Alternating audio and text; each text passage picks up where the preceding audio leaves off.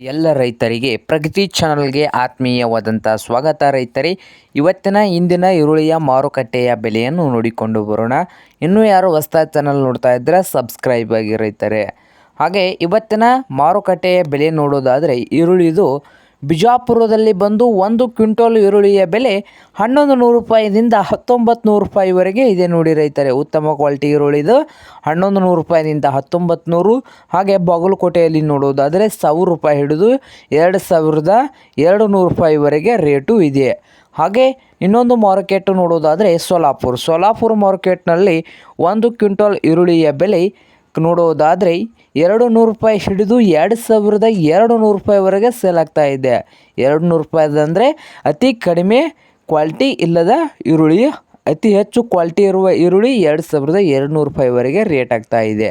ಹಾಗೆ ಸಾಂಗ್ಲಿಯಲ್ಲಿ ನೋಡುವುದಾದರೆ 1 ಕ್ವಿಂಟಲ್ ಈರುಳ್ಳಿಯ ಬೆಲೆ 800 ರೂಪಾಯಿ ಹಿಡಿದು 2000 ರೂಪಾಯಿವರೆಗೆ ರೇಟು ಇದೆ. ಹಾಗೆ ಕರಾಡದಲ್ಲಿ ನೋಡುವುದಾದರೆ 1000ದಿಂದ 2000 ರೂಪಾಯಿವರೆಗೆ ರೇಟು ಇದೆ. ಹಾಗೆ ಪುಣೆಯಲ್ಲಿ ನೋಡುವುದಾದರೆ 1 ಕ್ವಿಂಟಲ್ ಈರುಳ್ಳಿಗೆ 1500ರಿಂದ 1800 ರೂಪಾಯಿವರೆಗೆ ರೇಟು ಇದೆ. ಹಾಗೆ ಬಾದಾಮಿಯಲ್ಲಿ ನೋಡುವುದಾದರೆ 1 ಕ್ವಿಂಟಲ್ ಈರುಳ್ಳಿಯ ಬೆಲೆ 1000ದಿಂದ 2000 ರೂಪಾಯಿವರೆಗೆ ರೇಟು ಇದೆ ನೋಡಿ ರೈತರೇ. ಹಾಗೆ ಇದು ಇಂದಿನ ಮಾರುಕಟ್ಟೆಯ ಬೆಲೆ ಆಗಿದೆ. ಇನ್ನೂ ಯಾರು ಹೊಸದಾಗಿ ಚಾನಲ್ ನೋಡ್ತಾ ಇದ್ದರೆ ಸಬ್ಸ್ಕ್ರೈಬ್ ಆಗಿ.